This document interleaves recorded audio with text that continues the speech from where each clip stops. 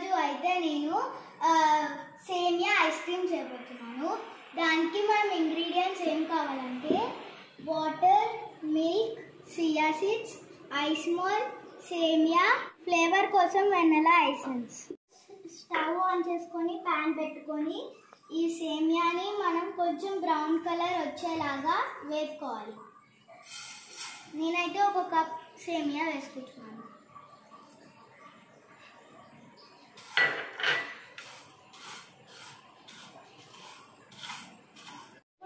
ఇప్పుడు ఈ సేమియా బ్రౌనిష్ కలర్లో వచ్చింది కదా, ఇప్పుడు మనం దీంట్లో వాటర్ యాడ్ చేసుకొని కొంచెం బాయిల్ చేయాలి.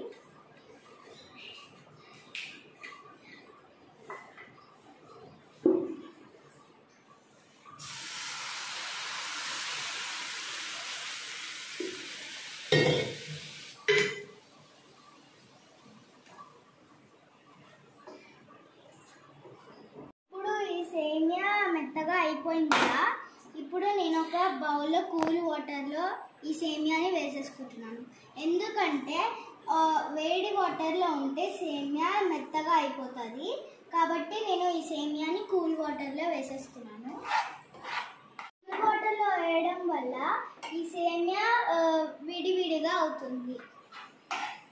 అయితే ఈ కూల్ వాటర్లో నేను సేమియా వేసుకున్నాను.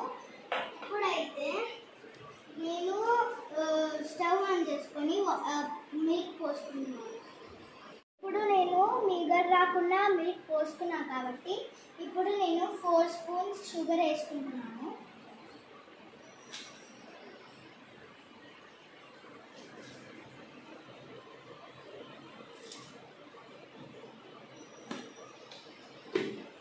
ఇప్పుడు మనం షుగర్ వేసేసుకున్నాము.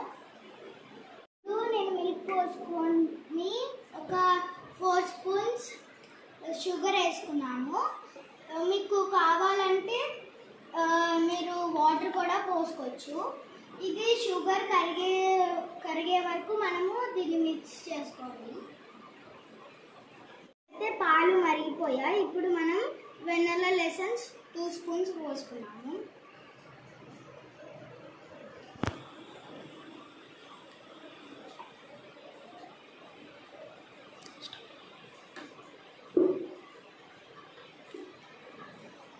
ఇప్పుడైతే నేను వెనిలా ఎసెన్స్ వేసుకొని స్టవ్ ఆఫ్ చేశాను. చల్లగా అయ్యేదాకా మనం పక్కన పెట్టాలి.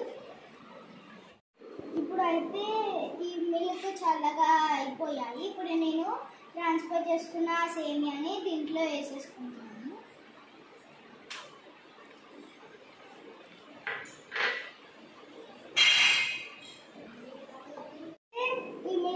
చల్లగా అయిపోయింది. ఇప్పుడైతే నేను చియా సీడ్స్ని నానబెట్టుకున్నాను. ఇప్పుడు అయితే చియా సీడ్స్ని ఒక 2 స్పూన్స్ వేసుకోవాలి.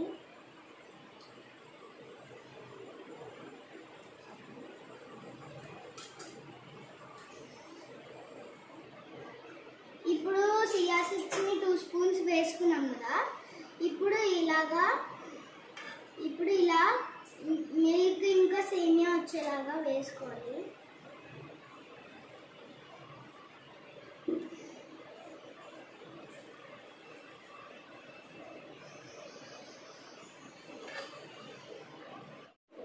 ఇలా అన్ని మోల్స్కి ఇలా వేసుకోవాలి.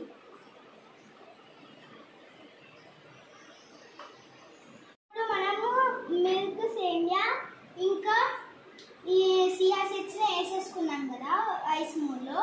ఇప్పుడు ఈ ఐస్ మోల్ని ఫ్రిడ్జ్లో ఒక 6 అవర్స్ పెట్టాక ఓపెన్ చేసి మీకు చూపిస్తాను.